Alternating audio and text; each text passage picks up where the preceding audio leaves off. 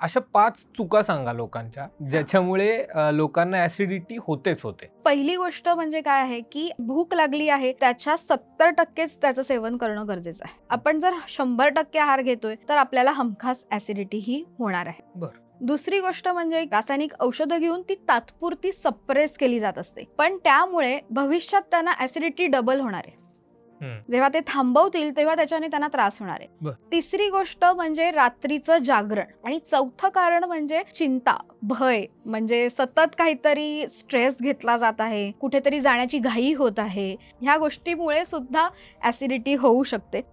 आणि 5वं आणि महत्वाचं कारण म्हणजे आपल्या शरीरातला पित्तदोष वाढणारा जो आहार आहे तो सगळा आपण सेवन करत आहोत. जसं मला जर शेंगदाण्याने त्रास होतोय पण मला आजूबाजूचे सांगतात एवढं काय होतंय, शेंगदाणा खा, ह्याने काही फरक नाही पडणार आहे, पण ज्याला त्रास होतो ना त्यालाच कळतं की ह्याने काय त्रास होतो, तेव्हा ते नाही म्हणजे नाही खायचं. आयुर्वेद काय सांगतं, कारण जातंय तर कार्य हे घडणारच. म्हणून हे जर आपण टाळलं तर मग आपल्याला ऍसिडिटी ही जास्त प्रमाणात होणार नाही.